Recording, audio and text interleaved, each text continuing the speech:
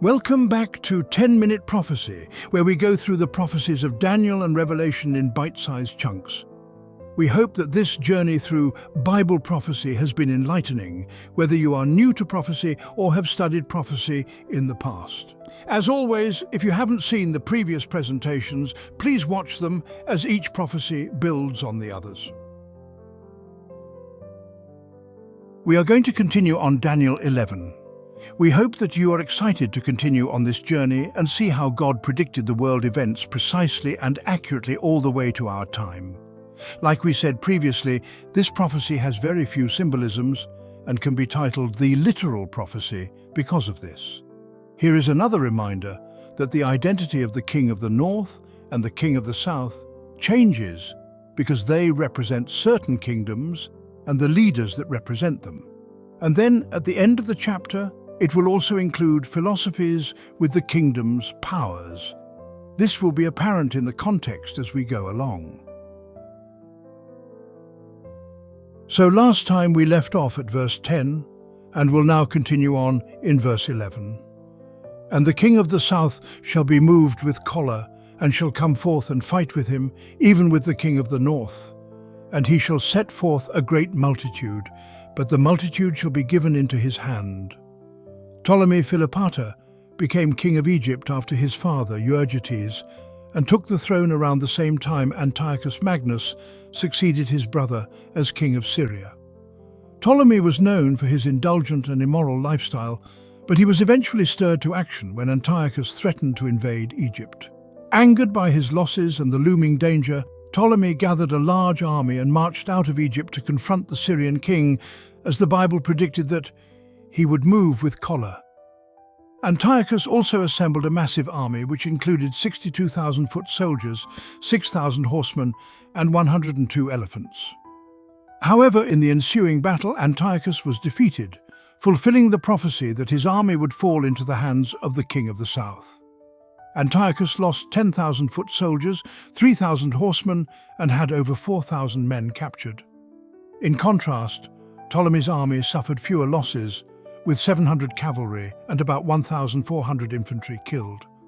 Verse 12 continues the narrative with, "And when he hath taken away the multitude, his heart shall be lifted up, and he shall cast down many 10,000s, but he shall not be strengthened by it." Ptolemy lacked the wisdom to capitalize on his victory. Had he pursued his success, he could have likely taken control of Antiochus's entire kingdom. However, instead of acting decisively, he settled for making a few threats before seeking peace, allowing himself to indulge in a life of unchecked pleasure. Though he had defeated his enemies, he became a victim of his own vices, neglecting the opportunity to build a great reputation and instead wasting his time on feasting and immoral behavior. His arrogance grew after his victory, but it didn't strengthen his position. In fact, his actions caused his own people to rebel. His pride was especially evident in his dealings with the Jews. When he visited Jerusalem, he offered sacrifices and insisted on entering the most holy place in the temple, which was against Jewish law. Although he was eventually prevented from doing so, his anger against the Jews led him to launch a brutal persecution. In Alexandria, where Jews had lived peacefully since the time of Alexander and enjoyed many rights, between 40,000, according to Eusebius, and 60,000, according to Jerome, were killed during this persecution, as was predicted, but it would not help strengthen his kingdom. These events, along with the rebellion in Egypt, weakened Ptolemy's rule, nearly leading to the downfall of his kingdom. Verse 13 says, "For the king of the north shall return, and shall set forth a multitude greater than the former, and shall certainly come after certain years with a great army and with much riches." The events predicted in this verse were to happen after certain years. The peace between Ptolemy Philopator and Antiochus lasted for 14 years. During this time, Ptolemy died from overindulgence and was succeeded by his young son Ptolemy Epiphanes, who was only 4 or 5 years old. Meanwhile, Antiochus had dealt with rebellions in his kingdom and brought the eastern regions back under control, leaving him free to pursue new ventures. Seeing the young king on Egypt's throne, Antiochus saw an opportunity to expand his empire. He gathered a massive army, larger than before, bolstered by the wealth and forces he had gained in his eastern campaigns, and marched against Egypt expecting an easy victory over the child king. How this played out will soon be revealed, as new complexities and players enter the scene of these kingdoms. Verse 14 states, "And in those times there shall many stand up against the king of the south. Also the robbers of thy people shall exalt themselves to establish the vision, but they shall fall." History records that Antiochus wasn't the only one to rise against the young Ptolemy. Agathocles, Ptolemy's prime minister, who was effectively ruling Egypt in his place, became so corrupt and arrogant that the provinces under Egypt rebelled. Egypt itself was thrown into turmoil, and the people of Alexandria rose up, putting Agathocles, his sister, his mother, and their allies to death. Meanwhile, Philip, the king of Macedon, made an agreement with Antiochus to divide Ptolemy's kingdom, each planning to take the territories closest to them. This fulfilled the prophecy about those rising against the king of the south. A new power then entered the scene. The Romans, described as the robbers of your people or the breakers of your people.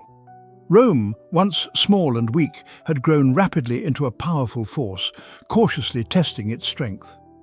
Eventually, confident in its power, Rome began to appear on the world stage. From here, Rome would play a dominant role in history, influencing nations for centuries, even till this modern age. This power is described as a little horn that grew to be exceedingly great in Daniel chapter 7 and 8, and the phrase "to establish the vision" refers to these chapters. The phrase "but they shall fall" points forward to the prophetic prediction of the fall of this power. Going on, Rome soon intervened in the conflict and decided to protect the young king of Egypt from the plans of Antiochus and Philip. This started one of many of Rome's first significant actions in the affairs of Syria and Egypt, starting around 200 BC. Although Antiochus and Philip had previously supported Ptolemy Philopator as soon as he died and left a young heir, they conspired to overthrow the child and divide his kingdom. Philip was promised Egypt, Caria, Libya, and Cyrenaica, while Antiochus would take the rest. Antiochus swiftly invaded Syria and Palestine, conquering the provinces in just 2 campaigns. Their actions were so brazen and unjust, and though their crimes appeared unchecked, Rome rose against them, ultimately leading to the downfall of Philip and Antiochus, leaving their kingdoms in ruins. Going to verse 15, we find, "So the king of the north shall come and cast up a mount, and take the most fenced cities, and the arms of the south shall not withstand, neither his chosen people, neither shall there be any strength to withstand." In history, we find that the Roman Senate entrusted the education of the young king of Egypt to Monsieur Aemilius Lepidus, who then appointed Aristomenes, a seasoned minister, as the king's guardian. Aristomenes' first move was to defend against the impending invasion by the allied kings, Philip and Antiochus. To strengthen the army, he sent Scopas, a renowned general from Aetolia serving Egypt, to his homeland to recruit reinforcements. With his newly assembled army, Scopas marched into Palestine and Coele-Syria, bringing all of Judea under Egyptian control, while Antiochus was distracted by a war in Asia Minor with Attalus. This set the stage for the fulfillment of prophecy. After being ordered by the Romans to abandon his war with Attalus, Antiochus quickly moved to reclaim Palestine and Coele-Syria from Egypt. Scopas was sent to stop him, but their armies clashed near the source of the Jordan River, where Scopas was defeated and forced to retreat to Sidon. Despite being one of the most fortified cities of the time, Sidon fell under siege. 3 of Egypt's best generals were sent to relieve the siege, but they failed. With food supplies running out, Scopas was left with no choice but to surrender, accepting the humiliating terms of sparing only his life and that of his 10,000 men, who were allowed to leave empty-handed. This marked the fall of Sidon and other fortified cities to the king of the north, Antiochus. It also highlighted the failure of the forces Egypt had trusted, including Scopas and his Aetolian troops. Verse 16 we see, "But he that cometh against him shall do according to his own will, and none shall stand before him, and he shall stand in the glorious land, which by his hand shall be consumed." Although Egypt couldn't withstand Antiochus, the king of the north, he couldn't stand against the Romans, who were now rising in power. No kingdom could resist Rome any longer. In 65 BC, Pompey conquered Syria, removing Antiochus Asiaticus and making Syria a Roman province. Rome also became involved with the Jewish people in 161 BC through an alliance, marking its significant role in biblical prophecy. However, it didn't gain full control over Judea until 63 BC. This happened after Pompey returned from his campaign against Mithridates, king of Pontus. At that time, two rivals, Hyrcanus and Aristobulus, were fighting for the crown of Judea. Their dispute was brought before Pompey, who recognized the injustice of Aristobulus's claims. Still, Pompey postponed his decision until after his planned expedition to Arabia, promising to settle the matter upon his return. Aristobulus, sensing Pompey's true intentions, hurried back to Judea, gathered his forces, and prepared to defend his crown. Pompey pursued him, and as he neared Jerusalem, Aristobulus attempted to resolve the conflict by offering total submission and a large sum of money. Pompey accepted the offer and sent his general Gabinius to collect the payment. However, when Gabinius arrived in Jerusalem, he found the gates shut and was told from the city walls that they would not honor the agreement. Furious at being deceived, Pompey imprisoned Aristobulus and marched on Jerusalem with his army. Aristobulus's supporters wanted to defend the city, while Hyrcanus's supporters, who were more numerous, opened the gates to Pompey. Aristobulus's forces retreated to the Temple Mount, prepared to make their last stand.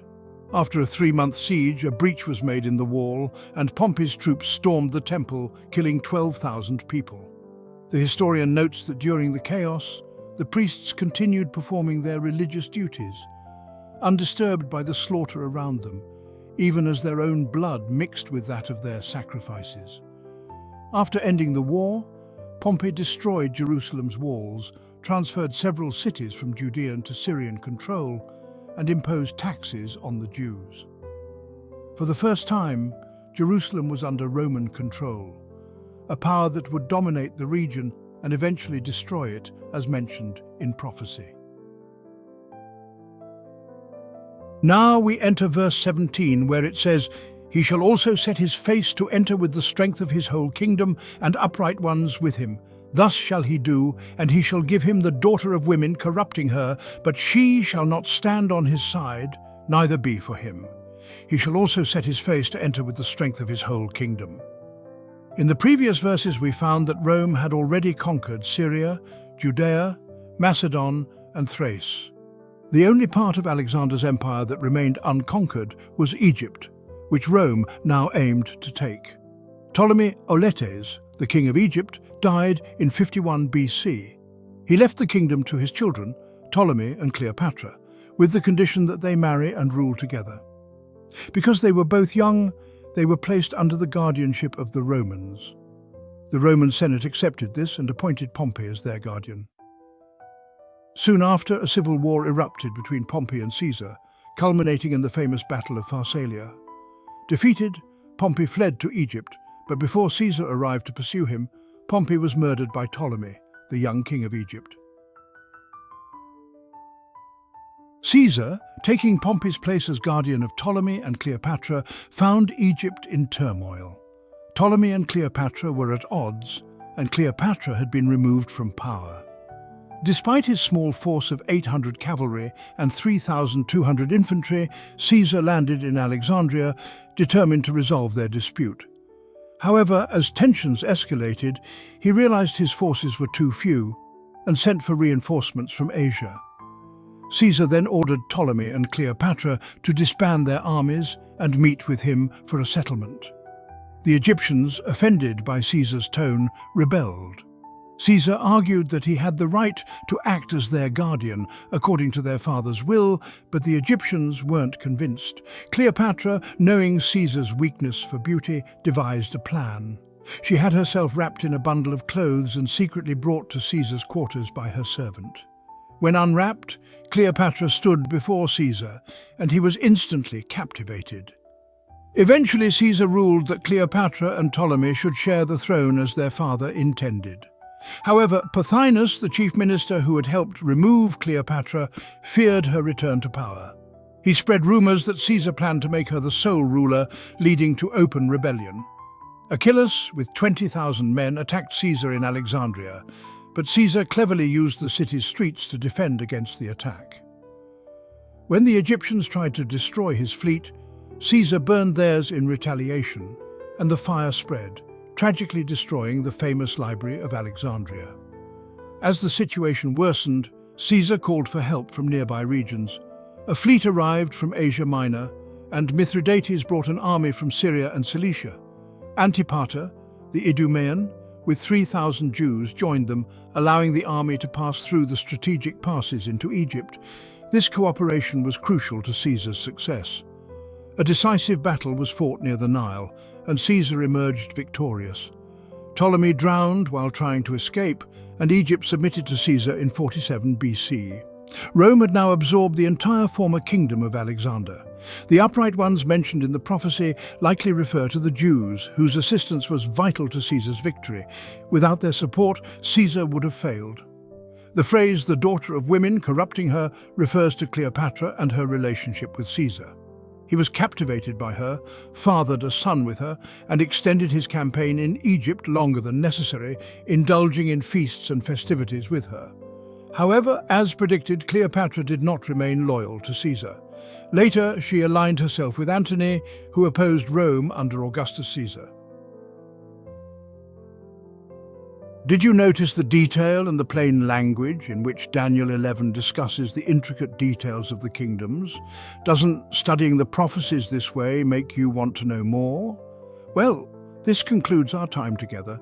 Join us for another exciting session as we continue to discuss Daniel chapter 11. Please remember to like and subscribe if you are enjoying this series so far, or have any questions, please comment below. Hope to see you soon.